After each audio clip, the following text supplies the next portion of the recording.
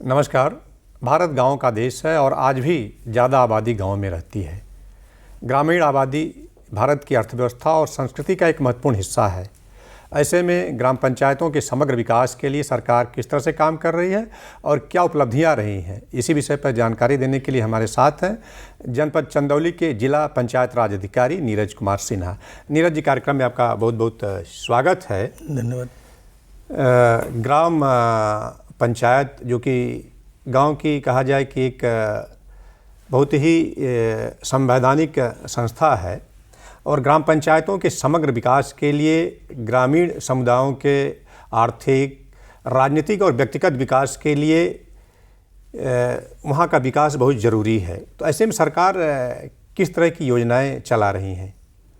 ग्राम पंचायतों में समग्र विकास के लिए जो मुख्य उद्देश्य सरकार की है कि ग्राम पंचायत में अगर हम गांव पंचायत का समग्र विकास करते हैं तो ग्राम पंचायतों से पलायन बाहर की ओर ना हो, लोगों का जो बुनियादी ढांचा है, जैसे सारी सुविधाएं जो हमें शहर में मिल रही हैं वो गांव पंचायत में भी उपलब्ध हो, लोगों को आजीविका के साधन ग्राम पंचायत में ही उपलब्ध हों और वो एक सामूहिक निर्णय लेकर जन भागीदारी के माध्यम से अपना निर्णय दे सकें और उससे गांव पंचायतों में बेहतर ढंग से सारी सुविधाएं हम और डेवलप कर सकें जो शहर में हैं। तो सरकार किस दिशा में काम कर रही है ग्राम पंचायतों के समग्र विकास को लेकर के? ग्राम पंचायतों के समग्र विकास को लेकर जो सबसे पहला कार्य था उत्तर प्रदेश में माननीय मुख्यमंत्री जी की जो कल्पना रही है कि सारे ग्राम पंचायतों में सबसे पहले तो एक छत के नीचे सारी सुविधाएं जनता को प्राप्त हो, इसके लिए उन्होंने पंचायत भवन का निर्माण किया, मिनी सचिवालय के रूप में उसको डेवलप किया है।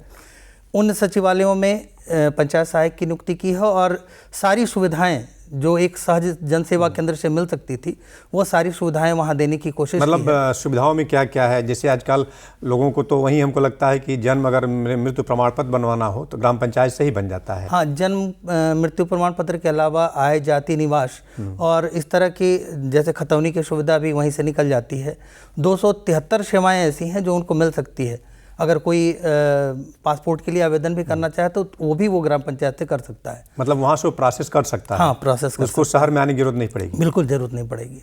ये तो गांव पंचायतों को इसके लिए जो है सारे कंप्यूटर सिस्टम के साथ साथ वाईफाई से लैस किया गया है। नहीं तो काफ़ी उनको सहूलियत है, इस तरह से कहा जाए कि काफ़ी सहूलियत है।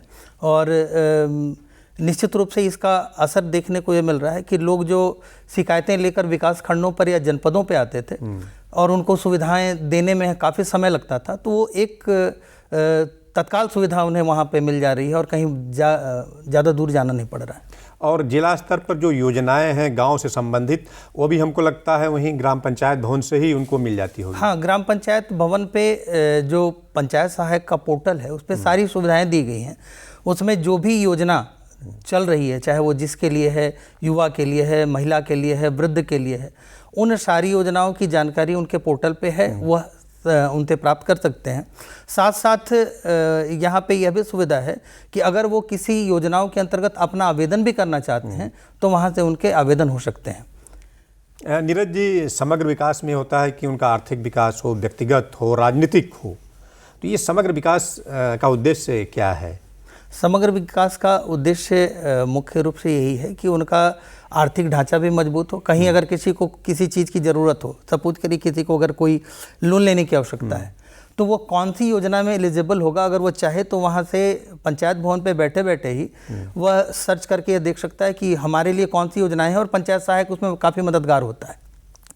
उसके साथ साथ अगर कहीं कोई समस्या आ रही है किसी भी स्तर पर, तो वहाँ से वह सारी सुविधाएं प्राप्त कर सकता है और उसको वह जानकारी भी मिल जाती है ताकि उसका आर्थिक गतिविधि अगर आगे जो भी वो संचालित करना चाहता हो उसमें भी मदद मिलती है।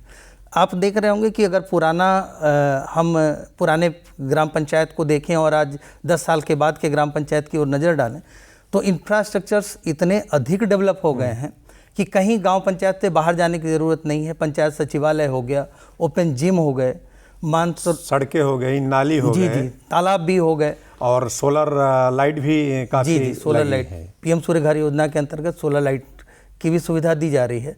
तो इस तरह से ग्राम पंचायत एक तरह से शहर की तरह डेवलप हो रहा है और लोगों का पलायन इससे रुक रहा है। अब व्यक्ति अवकाश प्राप्त करने के बाद यह चाहता है कि हम शहर से अपने गांव में जाके सुकून से रहें, हरे भरे क्षेत्र में रहें और वो सारी सुविधाएं, चाहे वो और वहाँ वो प्रदूषण मुक्त भी रहेगा और जाके रहेंगे तो एक तरह से वहाँ और लोगों को भी कुछ रोजगार भी मिलेगा। अगर कोई रिटायर आदमी भी जाकर के गाँव में बसता है जी जी आए तो वहाँ कुछ रोजगार भी डेवलप हो सकते हैं। नीरज जी, एक योजना है जीपीडीपी, जिसे ग्राम पंचायत विकास योजना जी जी के नाम से जाना जाता है, तो ये जीपीडीपी है क्या? ग्राम पंचायत विकास योजना बेसिकली ग्राम पंचायत के डेवलपमेंट के लिए विभिन्न विभागों के समायोजन से बनाए जाने वाला एक विकास की योजना है, जिसमें जो अलग अलग डिपार्टमेंट्स हैं वह भी अपने कार्यों को उसमें रख सकते हैं। और जीपीडीपी के अंतर्गत लोगों को जागरूक करते हुए 2 बार बैठकें की जाती हैं। ग्राम सभा की बैठकें, एक बार उनको सेंसिटाइज करने के लिए कि ग्राम सभा की बैठक होने जा रही है, यदि आपके कोई सुझाव हैं, आपकी कोई कार्ययोजना है तो आप उसको प्रस्तुत कर सकते हैं। तो इससे गांव पंचायत में लोगों को जानकारी मिल जाती है और उसके बाद जब दोबारा ग्राम पंचायत आयोजित किया जाता है तो उनकी जितनी चीज़ें होती हैं जो उन्होंने सुझाव रखे हैं, गांव पंचायत में कौन कौन से कार्यक्रम होने हैं, वह योजना क्या बन रही है, उसका प्लान हम केवल न उनकी उपस्थिति मात्र से ले सकते हैं, बल्कि दूर कहीं बैठा व्यक्ति अगर कोई यहाँ नहीं है उस ग्राम पंचायत का और बम्बई में है और वो चाहे तो ऑनलाइन डेट देख सकता है कि हमारी ग्राम पंचायत की बैठक कब हो रही है, और उसमें अगर वो कोई सुझाव देना चाहे तो सजेशन बॉक्स है, उसमें वो सुझाव भी दे सकता है। इस तरह से ये वो ग्राम पंचायत की जो विकास योजना बनती है उसमें सभी लोगों की भागीदारी और सभी विभागों की भागीदारी करके वो योजना बनाई जाती है, जिससे कि कोई भी क्षेत्र अछूता न रहे। मतलब अगर कहा जाए कि विकास करना तो जन सहभागिता या सबका सुझाव लेना भी काफ़ी महत्वपूर्ण होता है। जी, बहुत महत्वपूर्ण होता है। नीरज जी, स्वच्छ भारत मिशन ग्रामीण किस तरह से कहा जाए कि ग्राम पंचायतों के समग्र विकास में महत्वपूर्ण भूमिका अदा कर रहा है? हम अगर स्वच्छ भारत मिशन ग्रामीण की ओर देखें तो 2 चरण में यह कार्य प्रारंभ हुआ था। 2014 से पहला चरण प्रारंभ हुआ। पहले चरण में केवल इस बात पर फोकस रहा कि लोगों को जागरूक किया जाए। आप देखते होंगे कि पहले गांव में खुले में शौच की प्रथा थी, तो उससे मुक्त करने के लिए अभियान चलाया गया। और 5 साल का जो हमारा पहला स्टेज था उसमें यह फोकस किया गया कि लोगों को जागरूक किया जाए, लोग खुले में शौच न करें और शौचालय के निर्माण पर बल दिया गया।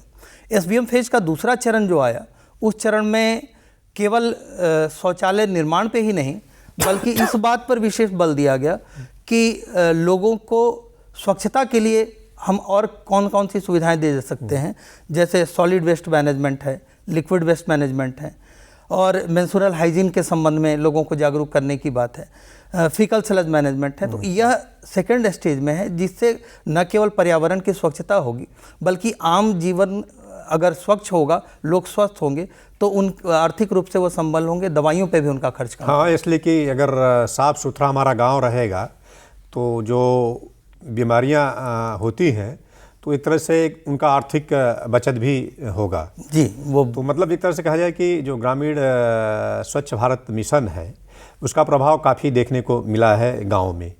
उसका प्रभाव काफ़ी देखने को मिला है। न केवल पर्यावरण स्वच्छता हम देख रहे हैं, बल्कि उसके साथ साथ हम ये भी कर सकते हैं कि आर्थिक रूप से जो धन का अपव्यय बीमारी के क्षेत्रों में होता था, स्वच्छता रहने के कारण बीमारियां कम हो रही हैं और लोग उसका कहीं ना कहीं आर्थिक रूप से समृद्ध हो रहे हैं। इसके लिए जैसे अभी आपने चर्चा किया था कि ठोस एवं तरल अपशिष्ट प्रबंधन, जी जी, तो इसका आप लोग प्रबंधन किस तरह से करते हैं? क्योंकि एक बहुत बड़ी समस्या है, गांव हो, अक्सर देखा जाता है कि लोग रोड के किनारे जो ठोस तरल अपशिष्ट प्रबंधन रहता है फेंक देते हैं। तो इस दिशा में आप लोग किस तरह से काम कर रहे हैं? इस दिशा में सॉलिड वेस्ट मैनेजमेंट के लिए हर ग्राम पंचायत में RRC का निर्माण किया जा रहा है। उसमें जो गांव पंचायतों से कूड़े इकट्ठा किए जाएंगे, डोर टू डोर कलेक्शन का अभी अगर हम चंदौली के परिदृश्य में बात करते हैं तो चंदौली में अभी हम लोगों ने 565 ग्राम पंचायतों में RRC का निर्माण करा लिया है और 235 ग्राम पंचायतों में डोर टू डोर कलेक्शन का कार्य प्रारंभ हो गया है। यानी वहाँ पर एक कूड़ा गाड़ी की व्यवस्था की गई है जो डोर टू डोर जाता है वहाँ से कूड़ा कलेक्ट करता है। कूड़ा कलेक्ट करने के बाद जो हमारा आरआरसी सेंटर है वहाँ पे कूड़े को पलटा जाता है और वहाँ पे समूह की कुछ महिलाएं हैं उनको लगाया गया है सेग्रीगेशन के लिए। सेग्रीगेशन करने के बाद जो चीज़ें बिक्री योग्य हैं वो बिक्री हो जाती है, जो चीज़ें खाद बनाने लायक है वो खाद बनाने के काम में आ जाती हैं, और जो प्लास्टिक्स वगैरह हैं उनको हम कबाड़ियों को सेल करके उससे वो आय भी अर्जित कर रही है ग्राम पंचायत, वर्मी कंपोस्ट बना के और प्लास्टिक्स आदि को सेल करके। नहीं, जैसे ग्रामीण स्तर पर महिलाओं को आप लोग जागरूक नहीं करते हैं कि वो जिसे ठोस कचरा अलग कर लें, गीला कचरा अलग कर लें, तो क्या कहते हैं कि छांटने में वो एक आसानी रहेगी। इसके लिए जागरूक किया जा रहा है। स्वयं सहायता समूह की महिलाओं का भी हम लोगों ने उपयोग किया है और जो जागरूकता के कार्यक्रम पंचायत भवन पे होते रहते हैं वहाँ भी महिलाओं की जो महिला सभा होती है उसमें भी इस बात की चर्चा की जाती है। और अभी इतनी जागरूकता नहीं आई है कि लोग अलग अलग उसको करके दें। जो गाड़ियाँ जाती हैं गाड़ी में दोनों तरफ अलग अलग होता है कि सूखा कचरा अलग डालें, गीला कचरा अलग डालें, लेकिन अभी ग्राम पंचायत स्तर पे भी कुछ मॉडल जो ग्राम पंचायत हैं उन लोगों ने अपनी व्यवस्था कर ली है कि घर घर उनको डस्टबिन उपलब्ध कराने का कार्य चल रहा है कि दोनों अलग अलग अगर हम उनको डस्टबिन दें तो दोनों में सूखा कचरा और गीला कचरा वहीं सोर्स पे ही अलग हो जाएगी, तो फिर वहाँ पे सेग्रीगेशन में बहुत सुविधा होगी। नीरज जी, बस संक्षेप में आपसे जानना चाहेंगे कि अब तक की क्या उपलब्धियाँ रही हैं सरकार की। सरकार की उपलब्धियाँ अगर हम ग्रामीण क्षेत्र में देखें तो काफ़ी ज़्यादा उपलब्धि आर्थिक क्षेत्र के साथ साथ स्वच्छता दोनों को हम कह सकते हैं। जैसे अगर ग्राम पंचायतें चंदौली में 734 ग्राम पंचायतें हैं और 734 ग्राम पंचायतों में पंचायत सहायक नियुक्त हैं, तो प्रत्येक पंचायत सहायक को 6,000 रुपये का मानदेय दिया जाता है। इसका मतलब अगर हम पूरे वर्ष भर की कल्पना करें तो 15 करोड़ रुपया हम पंचायत सहायक को दे रहे हैं और उससे उनके आजीविका का स्तर भी मतलब सुधरा है। और हाँ, एक तरह से देखा जाए तो गांव में काफ़ी साफ सफाई और विकास का कार्य देखने को मिल रहा है। ठीक है नीरज जी, आप कार्यक्रम में आए और एक महत्वपूर्ण विषय के बारे में हमारे दर्शक भाइयों को इतनी अच्छी जानकारी दी। जानकारी देने में बातचीत करने के लिए आपका बहुत बहुत धन्यवाद। नमस्कार। नमस्ते।